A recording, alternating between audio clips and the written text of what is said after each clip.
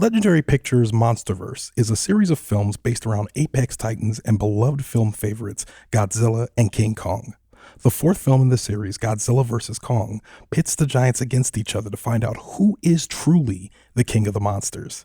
While Warner Brothers is still releasing its entire slate of 2021 movies at home on HBO Max, this is a movie that I thought deserved to be seen in a theater.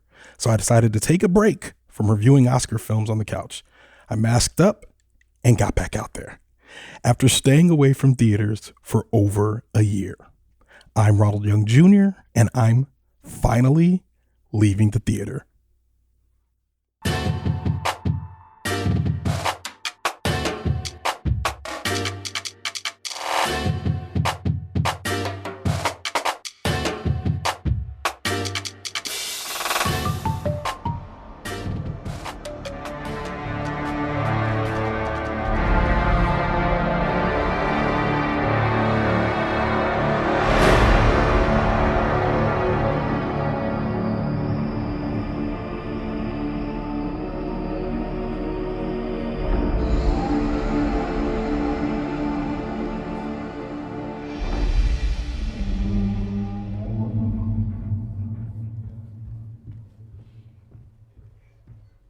All right, this is Ronald, and I am leaving the theater after watching Godzilla vs. Kong. I'm here with Curtis Majors. Yes, we are back in the theater. We're leaving. We might sound a little weird because we have our masks on, so we'll see how this goes, and I'll listen to the audio later. Hopefully it's all good. But again, Godzilla vs. Kong. Let's see. Thank you. Godzilla, we gotta. Did you violate your parking? Yeah. Okay, I gotta do mine. Godzilla vs. Kong, directed by Adam Wingard, written by Eric Pearson and Max Borenstein, starring Alexander Skarsgard, Millie Bobby Brown, Rebecca Hall, Brian Tyree Henry, Shun Oguri, Elza Gonzalez, Julian Dennison, Kyle Chandler, and Demian Bichir. All right, let's walk to your car. That way it makes more sense.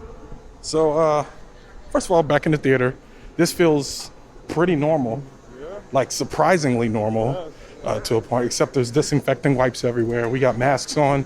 I mentioned to Curtis that before the show started, they had this long commercial about masks that was like super edited, but it felt like it had been there the whole time. There's signs up everywhere about wearing masks, all that. And we should probably tell y'all that Curtis and I are both vaccinated. So we felt pretty comfortable coming out, especially going with each other and being fully vaccinated. We felt like a little bit safer to be out here, to both be not contracting and not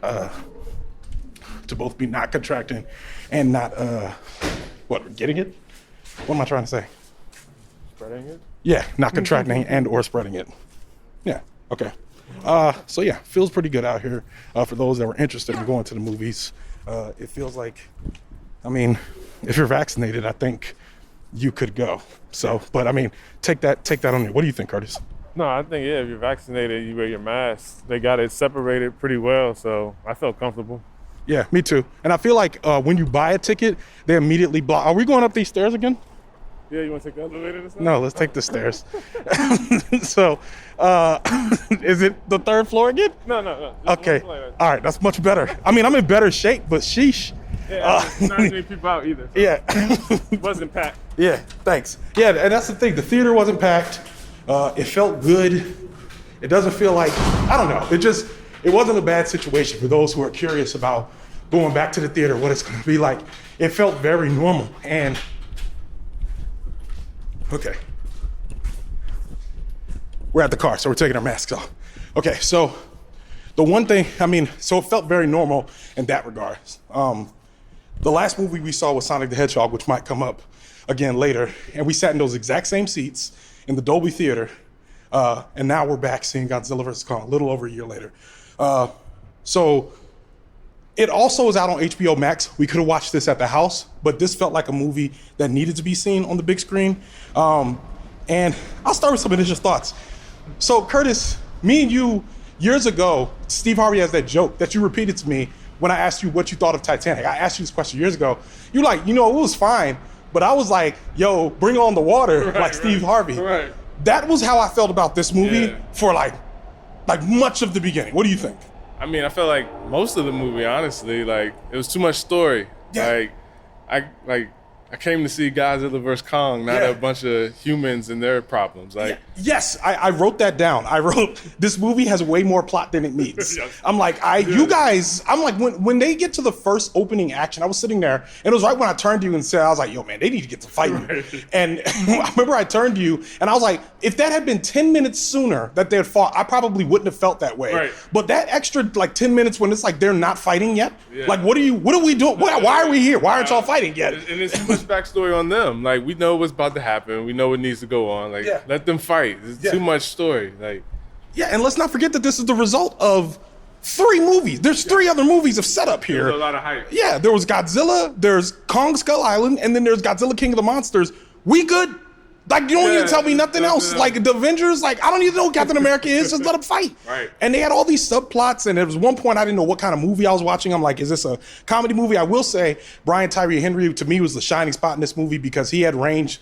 And I've seen him do comedy adjacent things before. He's been in Super Intelligent on HBO Max, which if you haven't watched, you should watch. It's actually pretty good, but Super Intelligent on HBO Max, which is pretty entertaining. And he's pretty funny in that. But, you know, we normally watch him play like more serious characters. So watching him do this, I felt was good. What did you think of his performance? No, he had a really good performance. You know, I'm used to seeing him range because the other HBO show he had, the Vice Principals, he was funny, So I know he had a little bit of range, so it was cool to see him though. But he was the best part other than Kong versus Godzilla. When they let them fight, I was like really enthralled. It was a lot of action. So no, agreed. Just needed more of that. Agreed. And it was when and I think I'm afraid that the movie people, I don't know if when they were making this, they were like, well, we can't make a whole movie around just these 2 guys fighting. And I was like, no, you can.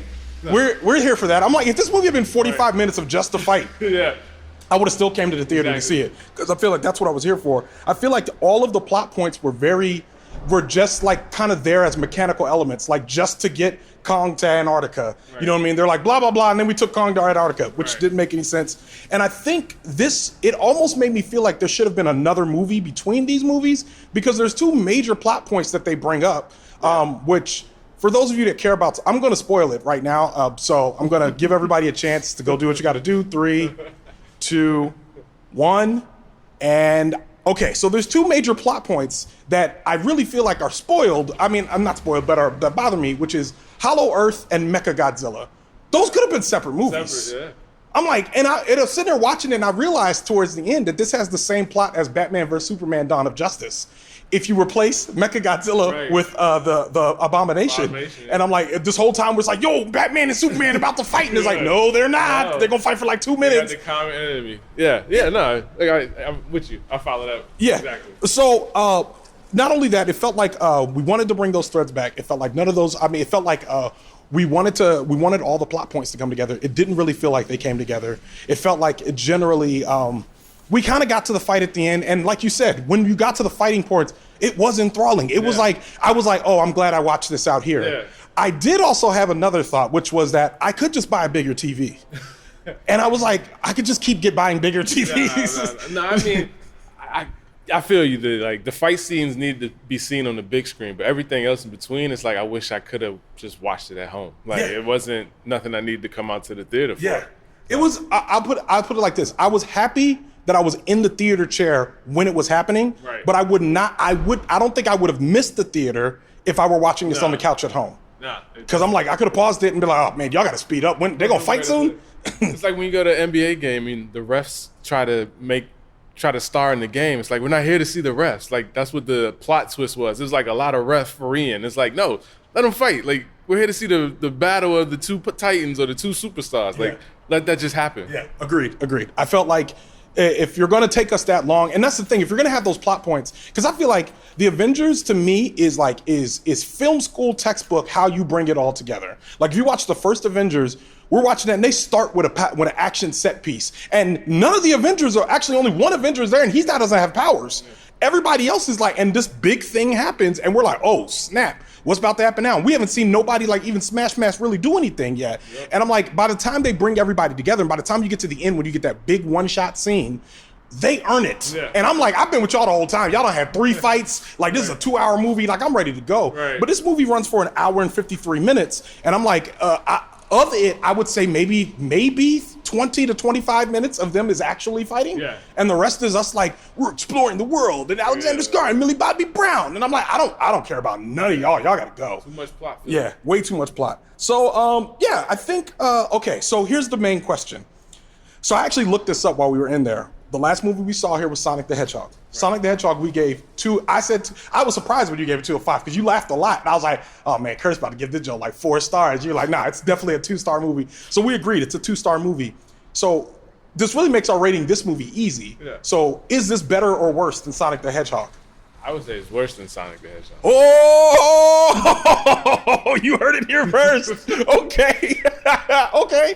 You know, I mean, yeah, it kind of was.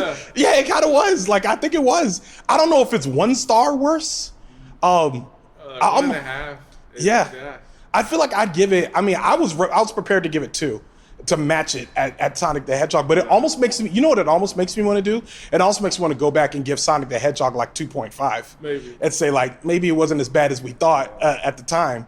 But I mean, I just want to be clear to everybody. We are in a global pandemic. We just came out of we just got out of our house to watch a movie. We went to the AMC that we've gone through since we were kids to see a movie. Like, it should have been an easy softball layup, and this movie was not good. No. So yeah, okay, 1.5 stars. First movie after a year, and it was like a blockbuster flop. Yeah, exactly. And I mean, and I think sitting on the couch, I might have been like, 2 stars. Yeah. 2.5, whatever. But I'm like, that I had to get in my car and I have to drive home, that we had to put on clothes, all of that.